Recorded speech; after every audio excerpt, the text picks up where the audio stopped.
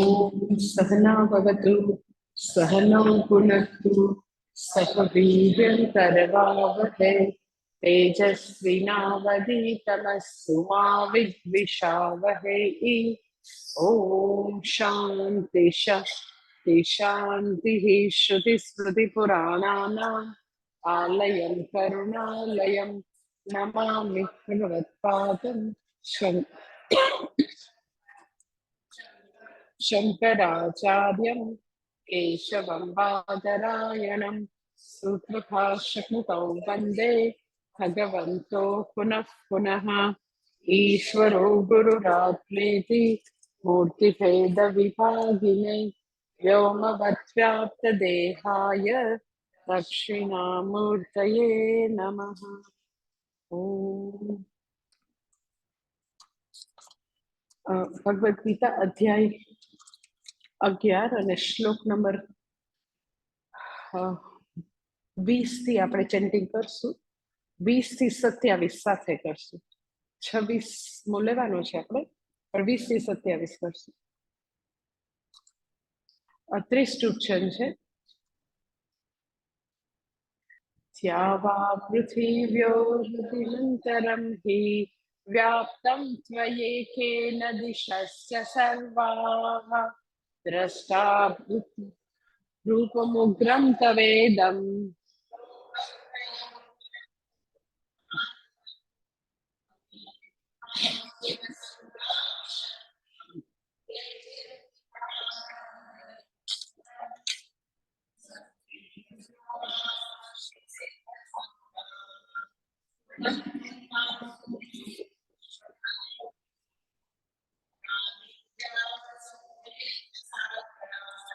विश्वेश्वनीर्मरुतश्चोष्मपाश्च गन्धर्वयक्षासुरसिद्धसङ्गाः वीक्षन्ते त्वां विस्मिताश्चैव सर्वे रूपं महते बहुवक्त्रनेत्रं महाबाहो बहुबाहु बहूदरं बहुद्रष्टां करालं दृष्ट्वा लोका प्रवसितास्तथाहम् संदीप्तमनेकवर्णम्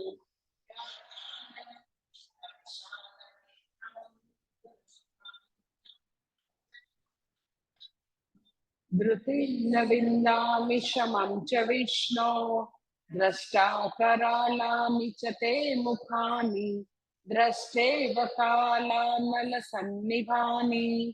दिशो न जाने न लभे च शर्म देवेश जगन्निवास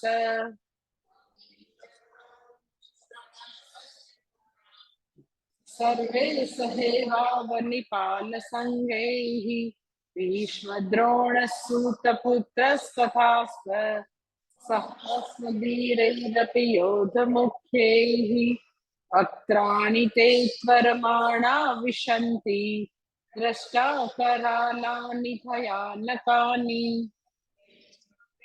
न दशमान्तरेषु संदृश्यते चूर्णते उत्तमांगैः। बस અર્જુન જે છે એ વિશ્વરૂપનું વર્ણન ચાલુ રાખે છે. તો 26 અને 27 શ્લોક સાથે લેવાના છે.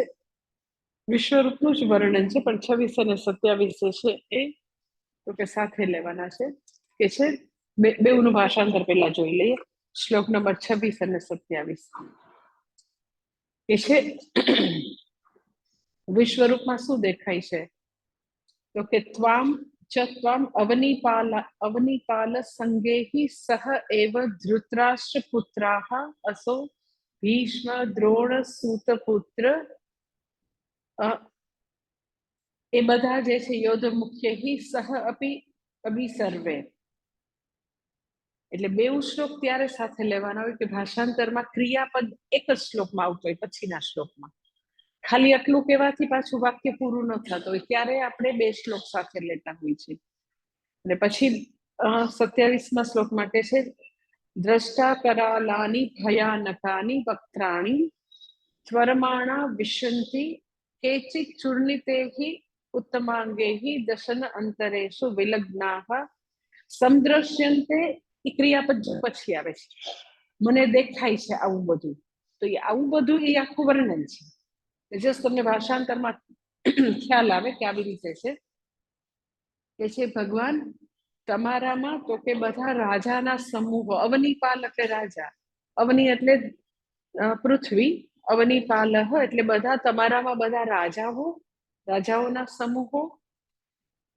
પછી ધૃતરાષ્ટ્રના પુત્રો એટલે બધા કૌરવો.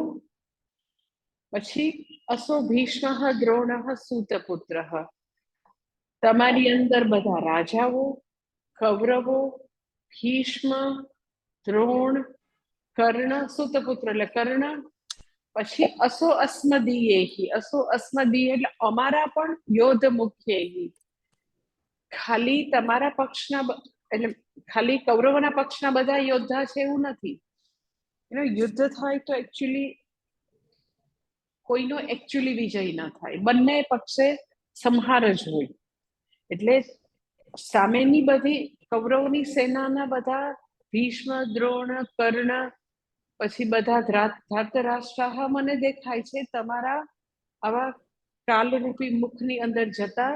અસ્મદીય યોદ્ધ મુખ્ય, અમારા પણ મુખ્ય યોદ્ધા તમારા મુખમાં પ્રવેશતા મને દેખાય છે. સ અપી અમી સર્વે ક્યાં પ્રવેશે છે તો કે દ્રષ્ટા કરાલાની, તમારી વિકરાળ દાંતો, ભયાનક આને એકદમ એવા ભયાનક વિકરાળ દાંત વાળા, વક્ત્રાણી એટલે મુખમાં, તમારા ભયાનક દાઢો વાળા દાંત વાળા તમારા મુખમાં પ્રવેશે છે. તો કેવા પ્રવેશે છે તો કે ત્વરાથી, ત્વરમાણા એટલે શીઘ્ર, જલ્દી લોકો, ત્વરમાણા વિશંતિ, વિશંતિ એટલે પ્રવેશે છે. એટલે આખું ભાષાંતર એવી રીતે થશે કે હે ભગવાન તમારી અંદર રાજાના સમૂહો ને કૌરવો ને અમારા બધા મુખ્ય યોદ્ધાઓ વગેરે, તો કે બહુ જ તમારી આવી વિકરાળ ભયાનક દાંતવાળા ખુલ્લા મોઢામાં ત્વરિત શીઘ્ર પ્રવેશી રહ્યા છે. અને પાછા કેચિત એટલે કોઈક વાળા, કેચિત ચૂર્ણિતે ઉત્તમાંગે, ઉત્તમ અંગ એટલે માથું છે શિર, એને ઉત્તમ અંગ કહેવાય. આખા શરીરમાં શિરને ઉત્તમ અંગ કહેવાય. તો કે કેચિત એટલે કોઈક લોકો, ચૂર્ણિતે એટલે ઈ લોકો ની મસ્તક છે, શિર જે છે, ચૂર્ણિતે દશન અંતરેશુ એટલે તમારી દાઢોમાં આ લોકોના લટકતા માથાઓ મને પાછા દેખાય છે.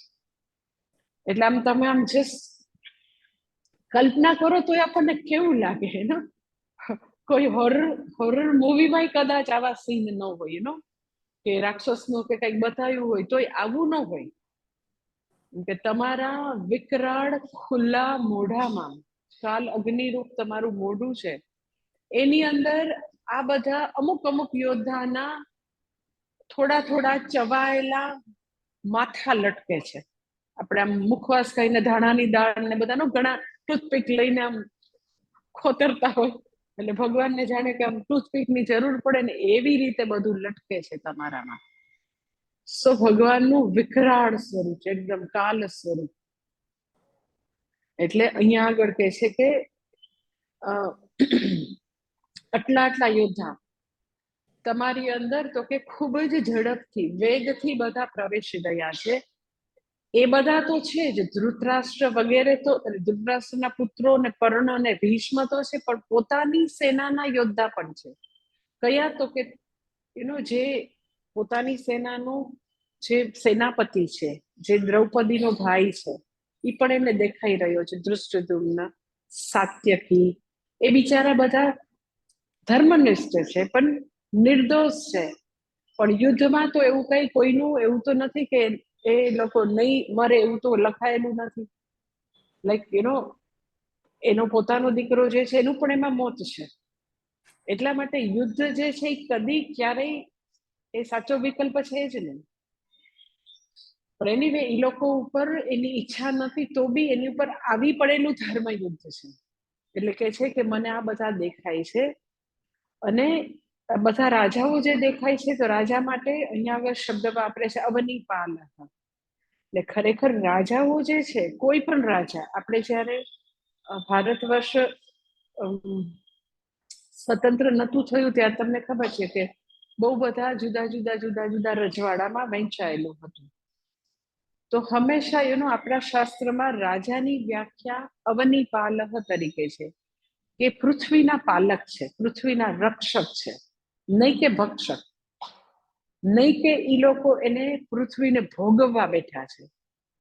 એટલે શા માટે હમણાં જ હું કોઈ સાથે અમારે લોકોને કઈક રામ મંદિરની વાત થતી હતી તો મારે ડિસ્કશન એ જ થતું હતું. તો મને કે આપણને આટલા બધા મોર દેન 500 યર્સ પછી આપણને આપણી રામ જન્મભૂમિ મળી અને એમાં આવું મહાન ભવ્ય મંદિર બનાવી શક્યા. એટલે આમ કેટલાય વર્ષોની તપશ્ચર્યાનું ફળ અત્યારે મળ્યું. એટલે તો બધા આમ જેને કહીને કે આનંદની પરાકાષ્ઠા હોય તો એ તો એકદમ સમજી શકાય. પણ હું એમ એ લોકોને પૂછતી હતી, અમારું ડિસ્કશન ચાલતું હતું કે મને હજી મારી સમજની બહાર છે કે શા માટે આપણા હાથમાંથી જતું રહ્યું. તો ત્યારે એવું હતું કે આજુબાજુ બધા લોકોને કઈ બુદ્ધિ જ નહોતી એવું હતું, લોકો ઊંઘતા હતા એવું હતું, લોકો બધા જ સનાતન ધર્મને ભૂલી ગયા હતા એવું હતું. તો શું એવા શું મોટા મોટા રીઝન હતા, એનો ખૂબ જ સ્ટડી કરવો જોઈએ.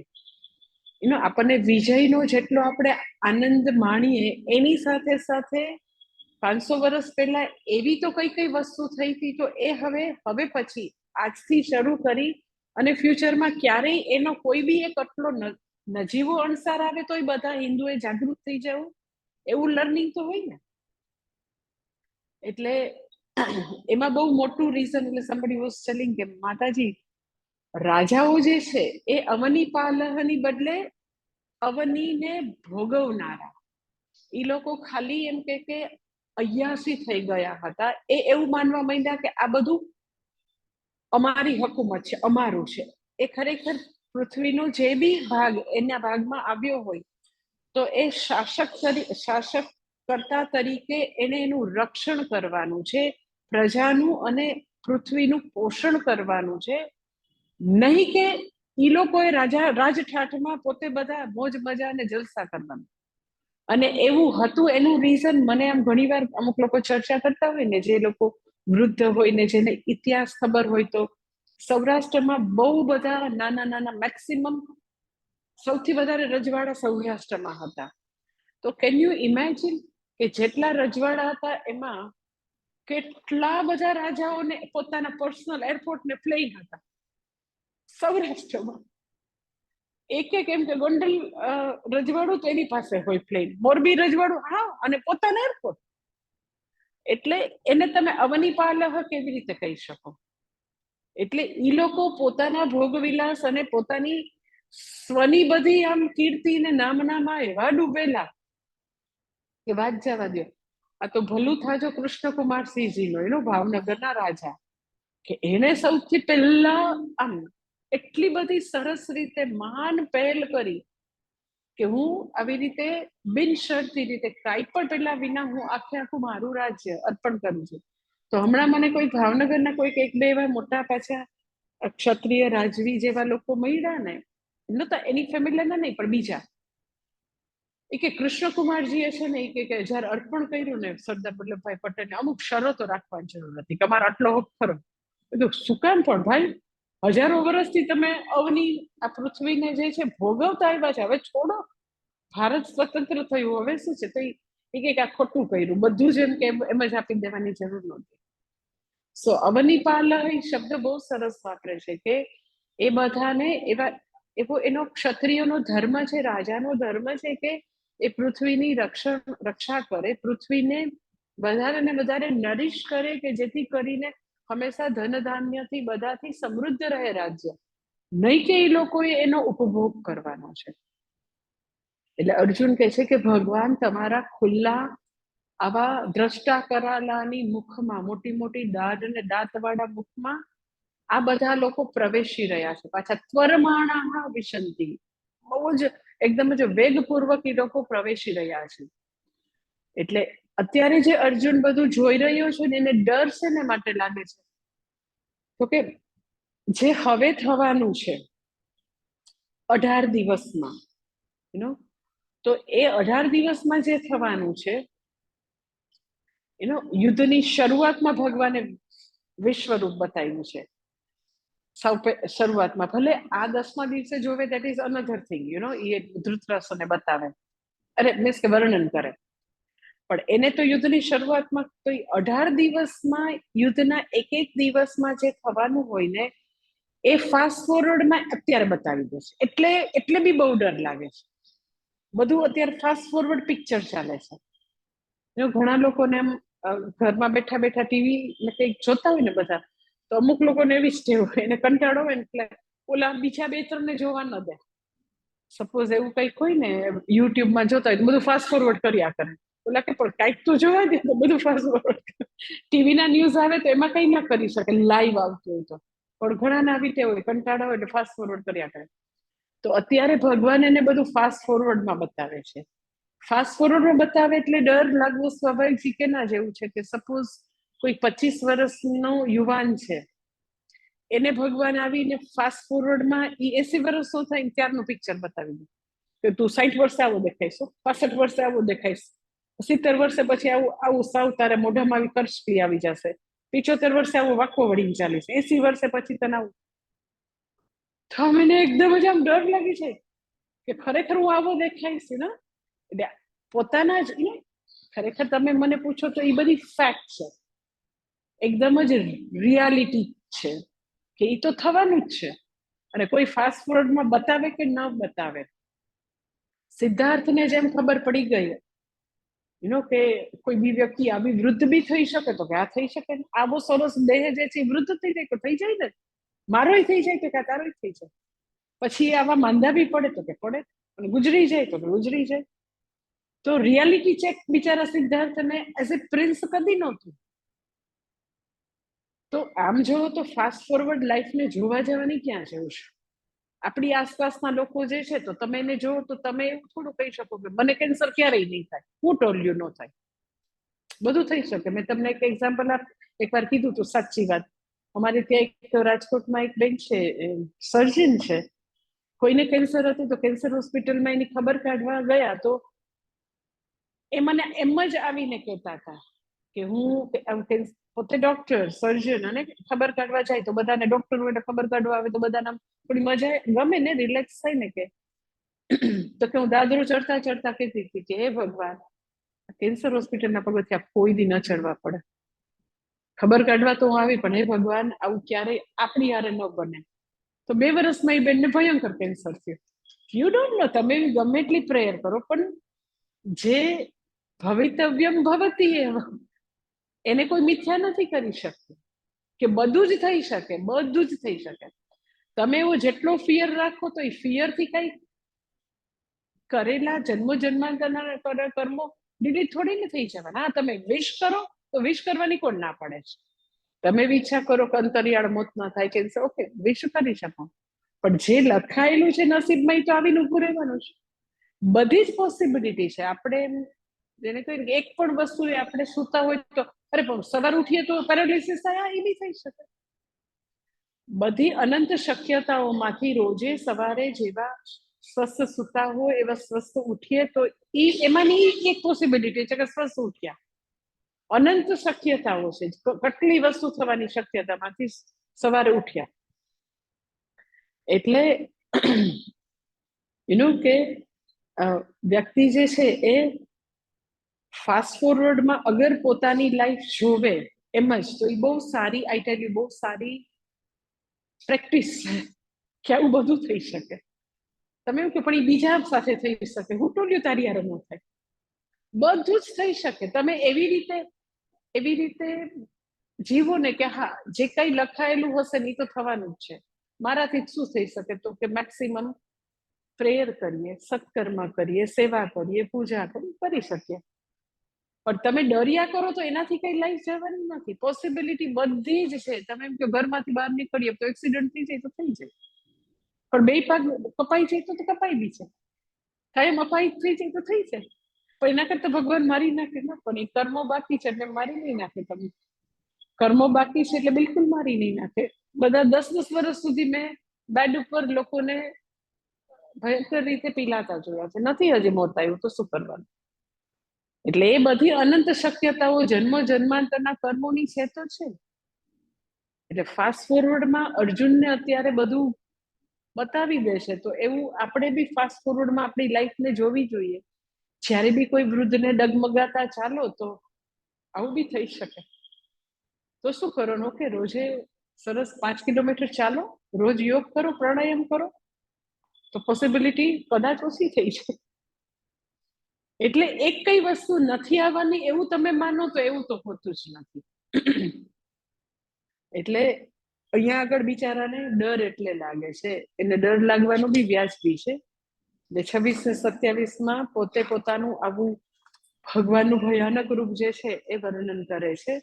અને એવી જ રીતે 28 અને 29 પણ સાથે લેવાના છે, કારણ કે એમાં બી એવી જ રીતનો ભાષાંતર બરાબર થશે. 28 ને 29 બંને ચેન્ટિંગ સાથે કરીએ. યથા નદીનાં બહૂવેગાઃ સમુદ્રમેવાભિમુખા દ્રવન્તિ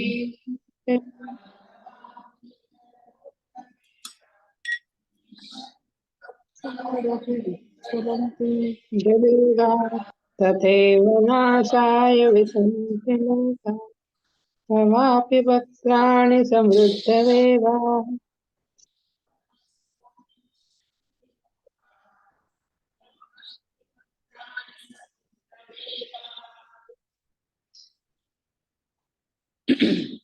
છવ્વીસ 28 અને 29માં અર્જુન જે છે એ વિશ્વરૂપમાં જે જોઈ રહ્યો છે એનું વર્ણન સરસ રીતે એક્ઝામ્પલ આપીને હવે કરે છે. બે એવા સરસ એક્ઝામ્પલ આપે છે કે તમારા ખુલ્લા મુખમાં આ બધા પ્રવેશી રહ્યા છે તો એ કેવા લાગે છે એનું પોતે એક્ઝામ્પલ આપે છે. યથા નદીનાં બહવઃ અંબુવેગાઃ સમુદ્રમ અભિમુખાઃ દ્રવન્તિ અમી નરલોકવીરાઃ તવ અભિજ્વલંતી વક્ત્રાણિ વિશંતિ. અને બીજું એક્ઝામ્પલ એવું આપે છે, યથા જ્વલનમ પ્રદીપ્તમ પતંગાઃ સમૃદ્ધ વેગાઃ નાશાય વિશંતિ તથા એવ લોકાઃ અપી તવ વક્ત્રાણિ સમૃદ્ધ વેગાઃ નાશાય વિશંતિ. બે એક્ઝામ્પલ આપે છે કે તમારા ખુલ્લા મોઢામાં આ બધા નરલોક વીરા, આ બધા વીર લોકો જે બધા જે છે અતિરથીન મહારથીન એ બધા પ્રવેશી રહ્યા છે. કેવા લાગે છે?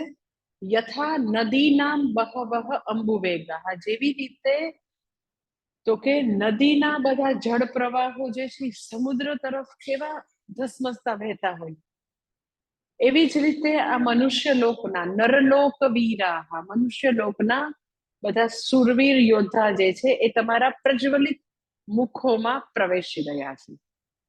આ 28માનું ભાષાંતર કે જેવી રીતે નદીઓના જળ પ્રવાહ જેવી રીતે સમુદ્ર તરફ ધસમસતા વહેતા હોય, સમુદ્રની સન્મુખ થઈને વહેતા હોય, એવી જ રીતે બધા જ મનુષ્ય લોકના વીરો તમારા પ્રજ્વલિત મુખમાં પ્રવેશી રહ્યા છે. અને બીજું 29 જે છે એમાં બીજું એક્ઝામ્પલ આપે છે કે જેવી રીતે પ્રજ્વલિત અગ્નિમાં પતંગિયાઓ જે છે અતિ વેગથી નાશ માટે એમાં પ્રવેશી રહ્યા હોય, એની પાસે જઈ રહ્યા હોય, એવી જ રીતે આ લોકો તમારા મુખમાં અતિ વેગથી પ્રવેશી રહ્યા છે. ભગવાનના ખુલ્લા મોઢામાં જઈ રહ્યા છે, પણ આ બધા તો કે આવી રીતે વિરાટ પુરુષના વિશ્વરૂપના મોઢામાં પૃથ્વીલોકના બધા યોદ્ધા પ્રવેશી રહ્યા છે. ઇટ્સ લાઈક કે બધા પૂજ્ય સ્વામીજી આવું એક્ઝામ્પલ એમ કે આપણે એને બધા એક્ઝામ્પલ કેવા કેવા યાદ આવે કે બધા મેરેથોનમાં દોડતા હોય ને, તમને ખબર છે બધા સિટીમાં મેરેથોન થાય, પછી એમ કે બધી ઘણીવાર એમ કે બધા જ પેલાની દુબઈમાં થતી હોય, લાઈક લાસ્ટ યર દુબઈમાં થઈ હતી બધા સિટીની, પછી એની જે બધા સિટીના જે પેલા આવ્યા હોય વિનર એ લોકોની ત્યાં હોય, અને અલ્ટિમેટલી તમને ખબર હશે કે જે સૌથી છેલ્લી જે હોય છે એ બોસ્ટનની અંદર થાય મેરેથોન, કે એ પાછા વળી બધા જેટલા વિનર હોય તો એ બધા લોકો તો કે આવી રીતે બોસ્ટન મેરેથોનમાં આવે, પછી એમાં જે વિનર હોય અલ્ટિમેટ વિનર છે. પણ એમ કે દરેક આવી રીતે મેરેથોનમાં જેમ દોડ્યા જ કરતા હોય. મને બહુ અજીબ લાગે મેરેથોનમાં જે થાય ને આટલો બધો ટાઈમ ક્યાંથી નીકળે. આપણા જે એક સ્ટુડન્ટ છે એનો બ્રધર બેંગ્લોરમાં રહે, તો ગઈ જે દુબઈમાં હતી એમાં વિનર હતો એનો ભાઈ, આપણા સ્ટુડન્ટ. તો એ તો આમ આઈટી નો બહુ એક્સપર્ટ છે બેંગ્લોરમાં, પણ મને આમ બહુ અજીબ લાગે કે લોકોને આટલો બધો સમય ક્યાંથી મળી જતો હોય. મેરેથોનમાં દોડ્યા જ કરવું હોય, દોડ કેટલી પ્રેક્ટિસ કરવી પડે. એટલે એમ કે જેવી રીતે મેરેથોનમાં દોડતા જ રહેતા હોય બિચારા, અલ્ટિમેટ એમ કે બોસ્ટન મેરેથોનમાં ભાગ લેવા માટે, એવી રીતે મેરેથોન દોડ લાગી હોય એમ તમારી અંદર, તો કે ધસમસા તમારા કાલાગ્નિ વાળું જે તમારું આવું ખુલ્લું મુખ છે એમાં એ લોકો શીઘ્રતાથી ખૂબ વેગથી પ્રવેશી રહ્યા. તો તમને એવું થાય કે ત્યાં વળી શું કઈ થોડું કઈ ખાવા પીવાનું છે, ત્યાં થોડું છે, તો કામાં અતિવેગથી જાય છે બધા. કેમ કે આખું જે વિશ્વરૂપ છે એમાં એવું એને દેખાઈ રહ્યું છે કે જવા માટે જાણે કે એ લોકો ઉતાવળા થાય છે, એટલા દોડી રહ્યા છે બધા. નરલોક વીરાહ એટલે આ પૃથ્વીલોકમાં જે બધા વીર યોદ્ધા છે, કોઈક રથી છે, કોઈક અતિરથી છે, કોઈક મહારથી છે, કે ભીષ્મ ને દ્રોણ ને સૂતપુત્ર ની બધા તો મહારથી અતિરથી યોદ્ધા છે, અમુક મહારથી યોદ્ધા છે. તો એ બધાને ત્યાં શું લાડવો મળી જાય છે. એ લોકો તો શેના માટે છે? નાશાય વિશંતિ, નાશ માટે દોડી રહ્યા છે. તો શા માટે ભાઈ જલ્દી જલ્દી તમારે મરવું છે? એને ક્યાં મરવું છે? એ લોકોને એને જો કોઈ ધકેલી રહ્યું હોય તો કયો વેગ છે? અતિવેગથી, કર્મોના વેગથી એ લોકો ધકેલાઈ રહ્યા છે. એ લોકોને પોતાને કયો તો એ લોકોને તો એવું જ લાગ્યું કે અમરપટ્ટો લખાવીને આવ્યા છે, કદી પણ આ પૃથ્વીને છોડીને જવું નથી. પણ કોઈ બી વ્યક્તિને જ્યારે બી એનું મરણ આવે તો કોઈ એને ધક્કો મારતું હોય તો એનો કર્મોનો વેગ છે, એ ધક્કો મારે. એટલે ઘણી વાર ન કહે કે આ વ્યક્તિ મરવા માટે ત્યાં ગઈ. આ વ્યક્તિએ પેલા એમ કે આ ટ્રેનની ટિકિટ કેન્સલ કરાવી, અને પેલાને એમ થયું કે નતું જવાનું, તો કે ચાલો કામ પતાયો, ની ટ્રેનમાં બેઠા. પેલી 3 ટ્રેનનો એક્સિડન્ટ થયું. તો તમે જોજો કેટલા એવા જુદા જુદા તમને કિસ્સાઓ બહાર આવે. આપણને થાય કે એ ટ્રેનમાં એવું જવાની ક્યાં જરૂર હતી? કર્મોનો વેગ એને થકેલો. અને પેલાના તો કે કર્મો હજી પાક્યા નથી, તો એ એક તો એવો હતો બનાવ કે પેલી એમ કે નાનકડી દીકરી જે છે એને જીદ કરી કે મને બારી પાસે બેસવું છે. બાપ અને દીકરી ટ્રાવેલ કરતા હતા. જે 3 ટ્રેન એક સાથે જે એક્સિડન્ટ થયો ને ગયા વર્ષે, તો પછી એ દીકરીને એટલું બધું જીદ કરી કે મને બારી પાસે જ બેસવું છે. તો એની જે બોગી હતી ત્યાં આગળ વિન્ડો પાસે બેસાય એવું કઈ અનુકૂળતા આવી જ નહીં. તો બહુ જ વિનંતી કરી, તો પછી ટીસીએ કે કોઈ નાનકડી છોકરીની વિનંતી, મીન્સ કે જીદથી એને એવું ગમતું હતું, તો એવી રીતે કોઈ ચેન્જ કરી દીધું. અને જે ચેન્જ થઈને એ લોકો જ્યાં એની જગ્યામાં જે લોકો જે આવ્યા 2 જણા બેસવા, એ લોકોનું ડેથ થઈ ગયું અને આ બાપ દીકરી બચી ગયા. હા, આવું આવ્યું હતું ત્યારે છાપામાં કે એ લોકો ત્યાં આવ્યા શું કામ? તો કે એનો કર્મોનો વેગ જે છે એને બોલાવતો હતો. એટલે એને દયા આવી ગઈ, ઓર વોટ એવર, એમ કે છોકરીને બિચારીને ગમે છે વિન્ડો પાસે બેસવાનું. આપણે તો રોજ ટ્રાવેલ કરતા હોય, આપણે અંદર બેઠા કે બહાર બેઠા શું ફરક પડે? તો બોગી ચેન્જ કરી છોકરી માટે. અને ઓલા લોકોને ભગવાને આવી જીદથી પ્રેરણા કરી, તો એના કર્મો એવા છે કે એને બચી જવાનું છે. એટલે કોઈ બી વ્યક્તિ કોઈ બી જગ્યાએ પહોંચે તો કર્મોનો વેગ, જો મરણ લખાયેલું છે તો કર્મોનો વેગ જે છે એ કાલરૂપી ભગવાન એને પ્રેરણા કરતો હોય. એટલે આ બધા ધસમસતા જાય છે. કેવી રીતે જાય છે? તો કે બધી નદી જે છે, તો એક એક નદી ઇન્ડિવિજ્યુઅલ સમુદ્રને ન મળે.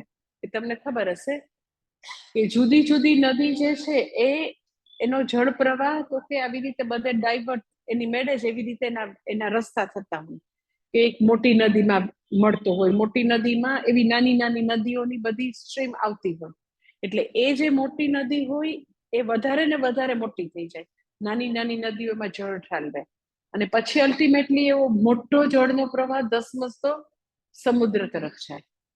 એમાં એવી જ રીતે નરલોક વીરાહા, બધા તો કે આવી રીતે જાણે કે એવો આવા વીર લોકોનો મોટો જળ પ્રવાહ જેવો જથ્થો ભગવાનના ખુલ્લા મોખમાં પ્રવેશી રહ્યો છે, ધસમસતો પ્રવેશ રહ્યો છે. કારણ કે એનો કર્મ જે છે એ પાકી ગયા છે, એટલે કાલરૂપી અગ્નિમાં એ પ્રવેશી રહ્યા છે. અને બીજું એક્ઝામ્પલ 29મા શ્લોકમાં કહે છે કે જેવી રીતે એવા પતંગિયા અને ફૂદા અને એવા જીવડા તમે જોયું હશે કે પહેલો વરસાદ આવે ને તો તમે ગમે એટલું ઈચ્છો કે અરે આટલી જીવ હિંસા ન થાય.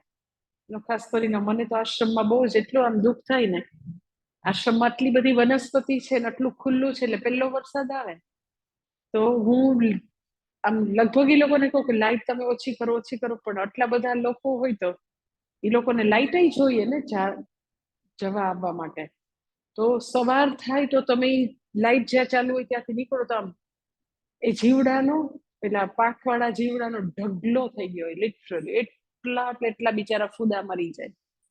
એટલે જ્યાં જૈન લોકો હોય જે ચાતુર્માસ કરે ત્યારે એ લોકો ટ્રાવેલ ન કરે એટલા માટે કે જેવું તમે એમ કે લાઈટ કરો, તમે ચાલો તો આ બધા બિચારી જીવાત દે છે મરી જતી. એટલે એ લોકો બિચારા ચાતુર્માસમાં એક જ સ્થાન ઉપર રહે. ત્યારે એ લોકો આવી રીતે પરિભ્રમણ ન કરે. જનરલી પરિવ્રાજક હોય પણ ત્યારે ન કરે, કારણ કે જીવ હિંસા મેક્સિમમ ત્યારે થાય ચોમાસામાં. તો એ તમે ગમે એટલું ચાહો કે બિચારા ન આવે, પણ જેવું લાઈટ જોવે એટલે બધા જે રીતે ખેંચાયા આવ્યા, આમ જેને કહીને કે એમ એ અસહાયાત લાચારીપૂર્વક હેલ્પલેસલી ત્યાં આગળ ખેંચાઈ આવતા હોય, એવી જ રીતે ભગવાન આ લોકો જે છે એ આવા અતિવેગથી એ લોકોનું કુરુક્ષેત્રમાં મૃત્યુ જાણે કે નિશ્ચિત જ હોય એવા અતિવેગથી આ બધા નરલોકના વીર તમારી પાસે ખેંચાઈને આવે છે. અને શેને માટે? તો કે સમૃદ્ધ વેગા નાશાય વિશંતિ. અને હજી 30મા શ્લોકમાં પણ 30મો શ્લોક જે છે એમાં હજી અર્જુન વર્ણન ચાલુ રાખે છે કે તમારામાં બધા પ્રવેશી રહ્યા છે, કાલરૂપી તમારામાં બધા પ્રવેશી રહ્યા છે, આવા બધા જીવાતની જેમ ને બધા નદીના ધસમસતા પ્રવાહની જેમ ત્વરાથી તમારા ખુલ્લા મુખમાં પ્રવેશી રહ્યા છે. એ સમજાય, પણ બીજું એક સમજાતું નથી કે તમે પાછા એ બધા તમારામાં પ્રવેશી રહ્યા છે તો તમને કંઈક એનાથી લિજ્જત આવતી હોય. એ બધું આમ જાણે કે તમે આમ કે ને કે એને તમે આમ બહુ જ સ્વાદિષ્ટ ભોજન આવે તો આપણે એકદમ જ આમ રેલીસ કરે, એકદમ તમે એન્જોય કરતા હોય એવું મને લાગે છે. ભગવાન આ કંઈક સમજાણું નહીં. આ બધામાં તો કર્મોનો વેગ છે તો સમજાય છે, પણ તમે એ બધાને તમારા ખુલ્લા મુખમાં લઈને તમે જાણે કે આમ રેલી સ્વાદિષ્ટ ભોજન ખાતા હોય એવું કેમ મન લાગે? એટલે એવું હવે પૂછે છે 30મા શ્લોકમાં. લેલીયસે ગ્રસમાન સમંતાત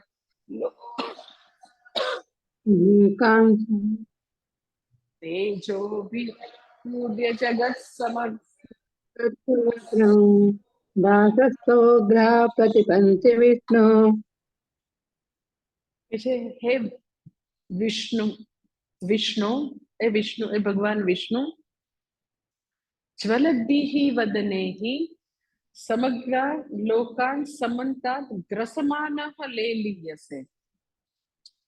કે ભગવાન તમે છે ને જ્વલદ્ભિઃ વદનૈઃ તમારું પ્રજ્વલિત મુખથી સમગ્ર લોકાન સમંતાત ગ્રસમાન, સમગ્ર લોકને ગ્રસમાન બધા તમે પ્રજ્વલિત મુખથી સંપૂર્ણ જગતને ગ્રહણ કરી રહ્યા છો. સમગ્ર લોકાન સમંતાત ગ્રસમાન બધાને ગ્રહણ કરી રહ્યા છો, અને પાછા લેલીયસે બધાને ચાટી રહ્યા છો.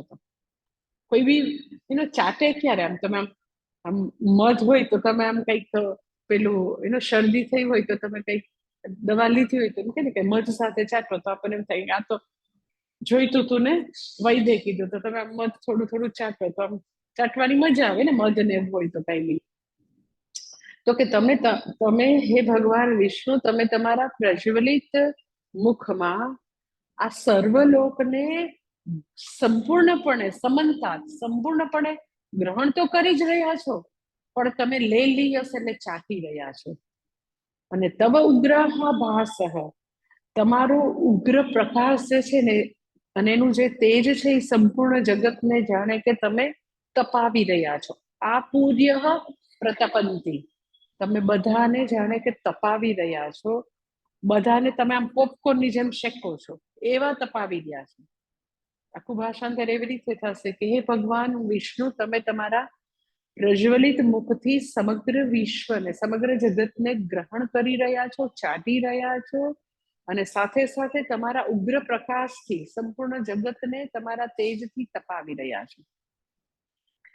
એટલે અત્યારે ભગવાન વિષ્ણુ જે છે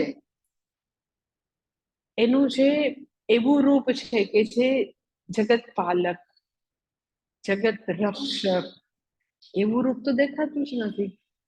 અત્યારે તો કાલરૂપ ભગવાન જાણે કે કોઈની સહાનુભૂતિ ન રાખે એવા અત્યારે તો ભગવાન લાગે છે. એમાં બિચારો દૃષ્ટદ્યુમ્ન આવી જાય, સાત્યકી આવી જાય, અભિમન્યુ આવી જાય, ભીષ્મ આવી જાય, એટલે કોઈને બક્ષતા નથી એવું લાગે છે અત્યારે. ભગવાન તમે કાલરૂપ ભગવાન વિષ્ણુ, આમ તમે ભગવાન વિષ્ણુ છો, પણ અત્યારે તમારું કાલ સ્વરૂપ એવું છે કે તમે બધાને ગ્રહણ કરી રહ્યા છો, સમન્તા એટલે સમગ્ર વિશ્વને લઈ રહ્યા છો. અને પછી તો કે ભગવાન તમે જાણે કે એ બધાને આમ એનો જાણે કે આસ્વાદમાં માણતા હોય એવી રીતે ચાટી પણ રહ્યા છો. તમારી જીભથી એ લોકોને ચાટી બી રહ્યા છો, એના બધા અંગોને, જે બધા આવા અંગો તૂટલા ફૂટલા અંગો છે એને ચાટી રહ્યા છો. એટલે ભગવાન જે છે ને પાછું બીજું આગળ કે છે જ્વલદભિહી, તમારો એવો ભયંકર તાપ છે, એનાથી તમે સમગ્ર જગત જાણે કે બળી રહ્યું છે. કોઈ તમારો તાપ, આજે તમારા ઉગ્ર કિરણોનો તાપ જે છે એનાથી કોઈ જાણે કે હવે બચી જ નહીં શકે. તમારા કાલના મુખમાંથી અત્યારે કોઈ નહીં બચે એવું તમારું વિકરાળ અને પ્રચંડ તાપ વાળું સ્વરૂપ છે.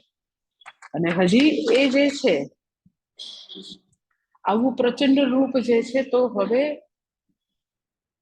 તમે મને પૂછો તો તમે કોણ છો એ હવે તો મને નથી સમજાતું. અને તમે હવે પ્લીઝ મારા ઉપર પ્રસન્ન થાવ. આવું ઉગ્ર રૂપ જે છે એ તો મારાથી સહન જ નથી થતું. એ શ્લોક નંબર 31 માટે છે. ચેન્ટિંગ કરી.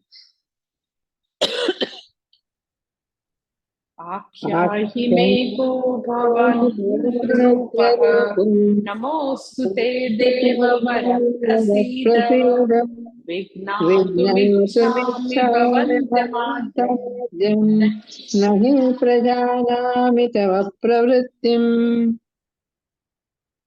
आख्याहि मे उग्र रूपः भवान् कः ते नमः अस्तु देववर प्रसीद.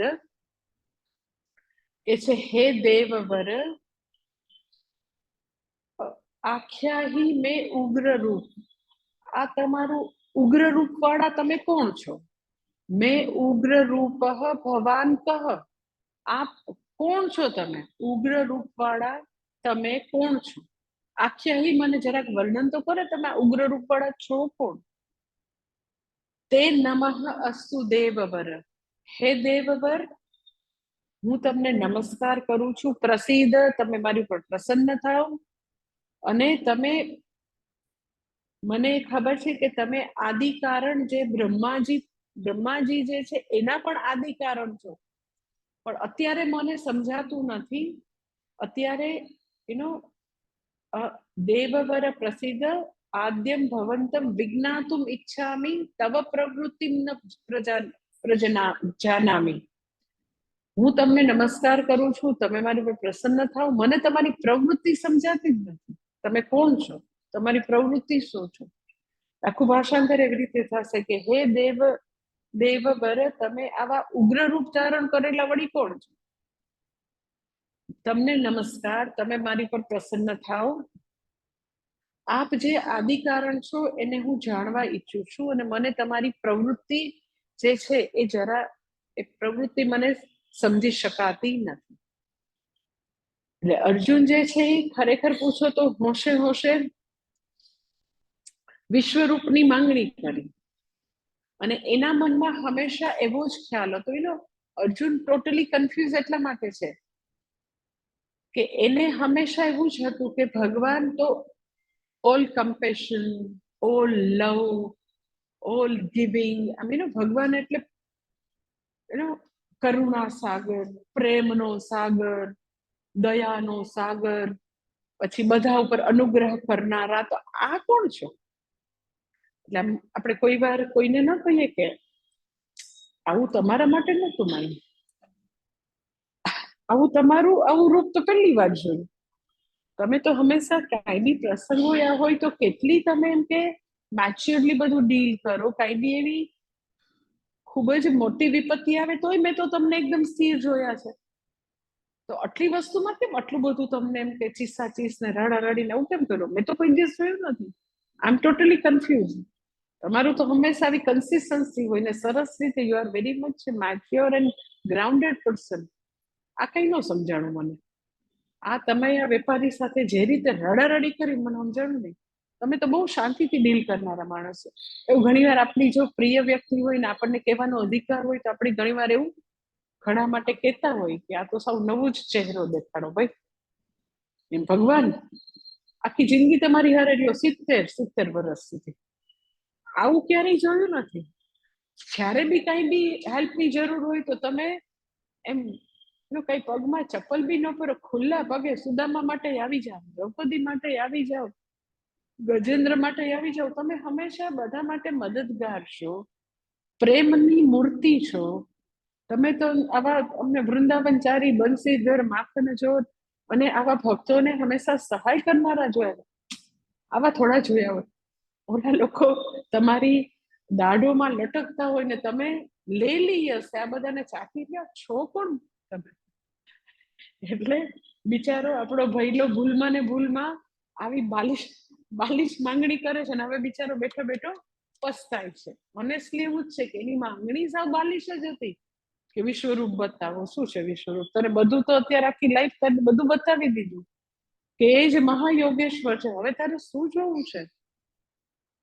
એટલે કે છે ભગવાન મને એ ખબર નથી પડતી કે તમે ખરેખર એ ભગવાન વિષ્ણુ છો જે સર્વના રક્ષક અને પાલક હોય એ છો, હરિરૂપે છો, કે સર્વના સંહારક ભગવાન રુદ્ર છો? હર છો કે હરિ હવે ખબર પડતી નથી. આ એનું કન્ફ્યુઝન. આખા શ્લોકનું તાત્પર્ય આ છે કે તમે હરિ છો કે હર મને નથી ખબર પડતી. મેં તો તમને હરિ માન્યા હતા અને અત્યારે તો તમારું હર રૂપ મને દેખાય છે. બધા જે વૈષ્ણવ હોય ને એને તમારા શ્લોક સંભળાવવાનું સાચે કે એ જ ભગવાન જે સૃષ્ટિની સ્થિતિ કરતા વિષ્ણુ છે, એ જ સંહાર કરતા રુદ્ર છે. હરિને હરમાં કદી રતિભાર બી ભેદ નથી, એ જ છે.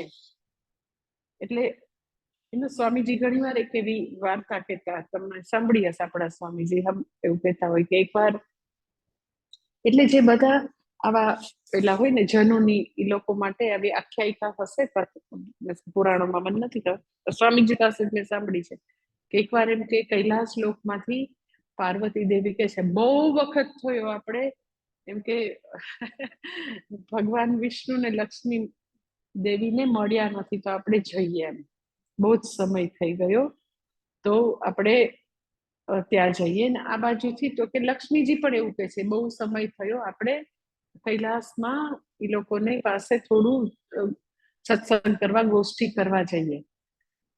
પછી તો કે એ લોકો અહીંયાથી નીકળે છે અને આ લોકો અહીંયાથી નીકળે છે ને પછી બંને વચ્ચે રકઝક થાય છે. કે આપણે ઘણી વાર એમ કે તમે અમારે ત્યાં આવો, અમે તમારે ત્યાં.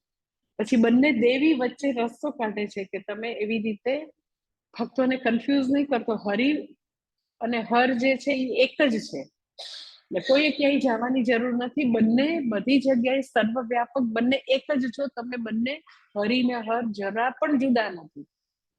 એટલે ખાલી એમ જ એમ કે ભક્તોને ઉપાસ્ય મૂર્તિ તરીકે આપણી પાસે હરિ અને હર રૂપે આવ્યા. એકચ્યુઅલી તો કઈ બેયમાં એક જરાય ફરક નથી. ઉપાસ્ય મૂર્તિ એટલે શું? તો કે જેનું જેવા પ્રકારની માનસિકતા એ રૂપ ભગવાન ધારણ કરીને આવ્યા છે.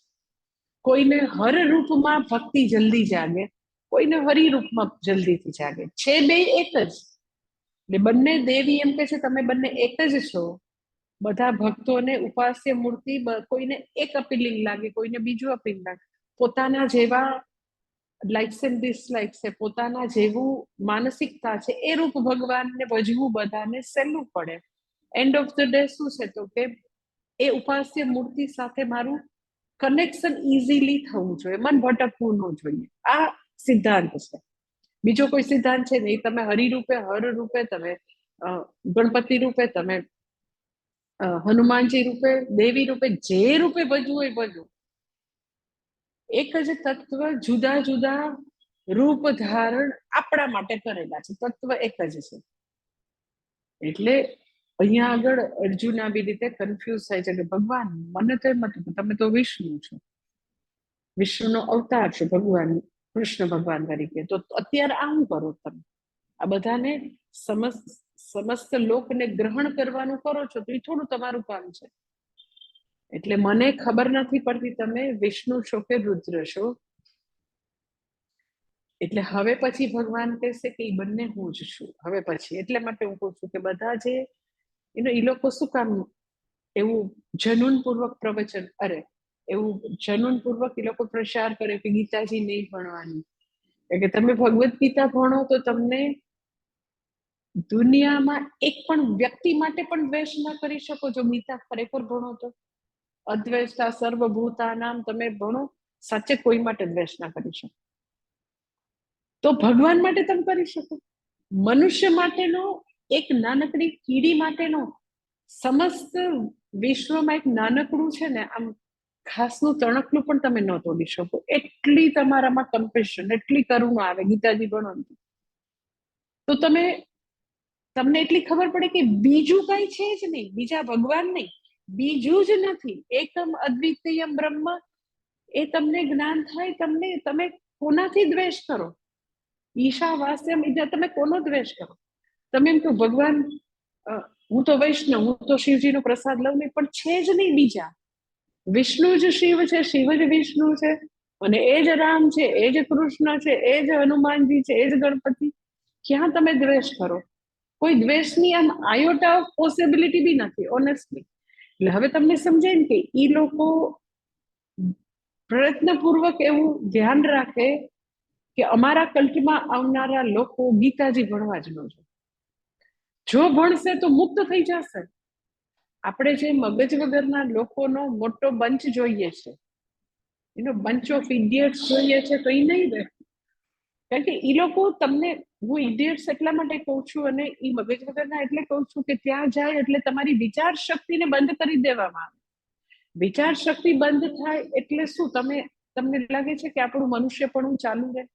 મનુષ્યનું મનુષ્યપણું ત્યારે જ છે ત્યાં સુધી જ છે જ્યાં સુધી વિવેક શક્તિ છે, વિચાર શક્તિ છે. એ તમને એમ કે વિચારવાનું જ નથી. પ્રશ્ન પૂછ્યા તમે ગોપાલભાઈ અને તમને શ્રદ્ધા નથી. આવું સાવ સીધું, જો તમે પ્રશ્નો પૂછો તો તમને શ્રદ્ધા નથી. એટલે એ લોકો એવું કહે છે કે આ છે ને, અને આ બંધ કરીને બેસવાનું અને વિશ્વાસ રાખવાનો. બીકોઝ એ લોકો પાસે અલ્ટિમેટ ટ્રુથ જેવી વસ્તુ નથી, સમ બિલીફ સિસ્ટમ છે. બિલીફ સિસ્ટમનો સિદ્ધાંત જ એવો છે કે તમારે માની લેવાનું. એટલે વિચારની સામે વાંધો છે. એટલે એ બધા સોકોલ ધર્માત્માને વાંધો છે, આપણી એજ્યુકેશન સિસ્ટમને વાંધો છે. હમણાં મને કિરણભાઈ વાત કરતા હતા કે થોડા વખત પહેલા મને એજ્યુકેશન સિસ્ટમની ઘણી વાર કિરણ સર સાથે વાત થઈ ને, તો એ કે મારા સર્કલની એક વ્યક્તિ, ઘણા વખત પહેલાની વાત છે, કે એજ્યુકેશન મિનિસ્ટર થઈ. તો લાઈક 10 years પહેલા કે 12 years પહેલાની વાત હશે. તો કે હું એને મળવા ગયો કારણ કે મારા ગ્રુપની વ્યક્તિ, અને કે મને એમ છું કે હું એને કહું કે હવે તો એમ કે તમે મિનિસ્ટર છો ને, આ સાવ સાચી વાત છે. તો એમ કે આપણે હવે ઘણું બધું શિક્ષણમાં બદલાવ લાવી શકશું અને આપણે જે એવા પ્રકારનું શિક્ષણ આપી શકશું કે જેથી એનો શિક્ષણનો સિદ્ધાંત એ છે કે તમે બાળકને વિચારતું કરો, એને પોતાને એવા લર્નિંગ મોડમાં મૂકો કે એને ભૂખ જાગે નહીં, શીખવા આવે. લર્નિંગ મોડ એનો શરૂ થવો જોઈએ. એ લોકો પ્રશ્ન પૂછે, એની જિજ્ઞાસાને કુતૂહલ વૃત્તિને તમે એકદમ જ એ પૂરેપૂરું ખીલે એવું એન્વાયરમેન્ટ ઊભું કરવું એ શિક્ષકનું કર્તવ્ય છે. નહીં કે ડૂઝ અને ડોન્ટ્સ આપ્યા કરવાના અને ગોખી નાખો ને વાત પૂરી. તો પેલા મિનિસ્ટર ખડખડાટ હસતા મીંડા કે કિરણભાઈ, અમે જો આ ભારતની પ્રજાને ખૂબ ભણાવીએ અને ખરેખર વિચારતા થાય તો અમને વોટ ન મળે. અમે કદી એવું ન કર્યું. હા, હી ટોલ્ડ મી વેરી ક્લિયરલી. હા, અમારે વાત ક્યાંથી ચાલુ થઈ કે કેજરીવાલ જે છે દિલ્હીમાં સમ 20 to 30% એના બજેટમાં શિક્ષણ જે છે એને જે પૈસા ફાળવવામાં આવે 20-30% છે, 30% લગભગ દિલ્હીના શિક્ષણના બજેટમાં. એ જે હોય, આઈઆઈટી નો ગ્રેજ્યુએટ છે અને એને દિલ્હીના શિક્ષણ માટે ટોટલ બજેટના લગભગ 30% છે, 20 or 30%. ભારતના બજેટમાં 3%, 5% શિક્ષણ માટે. એટલે જ્યાં સુધી શિક્ષણ માટે શિક્ષણ વિષય આપણા ઓનરેબલ પ્રાઇમ મિનિસ્ટરના મગજમાં શિક્ષણ ઘૂસશે નહીં ત્યાં સુધી આ બિચારી પ્રજા માટે જે બધું એ લોકો ફ્રીમાં બાટ્યા કરે એવા બધાને ડિપેન્ડન્ટ અને બિચારા જ રાખશે. જો એ ભણી લે, વિચારતા થાય, તો એને બધાને પ્રશ્નો પૂછવા માંડે. એટલે એ વિચારતા, એટલે વેદાંત પણ એ જ છે કે તમને વિચારતા કરે. શિક્ષણ પણ એ જ છે. ફોર્મલ એજ્યુકેશન એ ખરેખર એ છે. અનફોર્ચ્યુનેટલી એવું છે નહીં, દેટ ઇઝ અનધર થિંગ. પણ વિચારતા કરે એ ગુરુ છે. એ ચાહે ફોર્મલ એજ્યુકેશન, ચાહે આધ્યાત્મિક. વિચારતા કરે એ ગુરુ. તમારી વિચાર શક્તિ ઉપર તાળું દઈ દે. હવે એ લોકો શું કામ તાળું દઈ દે કે તમે ગીતા ભણવા નહીં જાતા? કારણ કે પોતે નથી ભણેલું, ફર્સ્ટ થિંગ. અને જો ગીતા ખરેખર સાચા અર્થમાં તમે ભણો તો તમે તમારી વિચાર શક્તિ બંધ હોય બી ખીલે. અને તમે એક જ વસ્તુને જુદા જુદા કેટલાય સ્ટેન્ડ પોઈન્ટથી જોવાની તમારામાં શક્તિ આવે. વેદાંત એના માટે નથી, પણ વેદાંતની સાઈડ ઇફેક્ટ તરીકે તમે એક જ તમારા જીવનમાં આવતી સમસ્યાને, કોઈ બી વસ્તુને કેટલા એંગલથી જોવાની તમારી એક વિચાર શક્તિ ખીલવા માંડે. જે શિક્ષણે કરવું જોઈએ પણ નથી કરતું હતું. પણ વેદાંતથી જે લોકો વેદાંતનો અધ્યયન સરસ કરે તો તમે જોજો કે એ લોકો ઇનવેરિયેબલી વ્યવહાર કુશળ એટલે થઈ જાય. વેદાંત ભણે એ લોકો વ્યવહાર કુશળ થાય જ કારણ કે સતત વિચાર કરવાનો છે. ખાલી એમ કે બધી આખ્યાયિકા સાંભળવાની વાત નથી, વિચાર કરવાની વાત છે. એનીવે એ લોકો શા માટે ગીતાને ભણવા દે એનું મેં તમને રીઝન કીધું. પણ એ લોકોને તમારે કેવું જોઈએ જ્યારે બી કે તમે જો અર્જુન જેવું અર્જુન એમ પૂછે કે ભગવાન તમે કોણ છો? મને નથી સમજાતું. તમે ભગવાન વિષ્ણુ છો ખરેખર કે તમે રુદ્ર છો? કારણ કે અત્યારે રૂપ તો તમે રુદ્રનું લીધું છે. એટલે ઓનેસ્ટલી એ હરિને હરમાં જરાય ભેદ નથી. અહીંયા કેવું છે ભગવાન પોતે જ કહેશે કે ખરેખર હું કાલે છું, હું રુદ્ર રૂપ જ છું અત્યારે. એટલે કે છે ભગવાન તમે આવા ઉગ્ર રૂપ વાળા કોણ છો? હું કન્ફ્યુઝ છું, તમે મારી ઉપર પ્રસન્ન થાવ. અને તમે જ તો કે બ્રહ્માજીનું પણ તમે કારણ છો. એ તમે આદિ કારણ રૂપ તમે છો, આદ્યમ ભવંતમ. પણ છતાં તમારી પ્રવૃત્તિ અત્યારે મને સમજાતી નથી કે ખરેખર એક્ઝેક્ટલી તમે કોણ છો. એટલે હવે આટલું બધું વિચારો, ડરે છે, આટલા બધા પ્રશ્નો પૂછે છે. એટલે હવે ભગવાન તો કે હવે એને ભગવાન જવાબ આપે છે. એટલે હવે અહીંયાથી 32મા શ્લોકથી શ્રી ભગવાન ઉવાચ શરૂ થાય છે. કાલે જોઈએ. ઓમ પૂર્ણમદ પૂર્ણમિદમ પૂર્ણાત પૂર્ણમુદચ્યતે પૂર્ણસ્ય પૂર્ણમાદાય પૂર્ણમેવાવશિષ્યતે. ઓમ શાંતિ શાંતિ શાંતિ. હરિ ઓમ શ્રી ગુરુભ્યો નમઃ. હરિ ઓમ. ઓમ નમઃ શિવાય. ઓમ નમઃ શિવાય. ઓમ નમઃ શિવાય. ઓમ નમઃ શિવાય.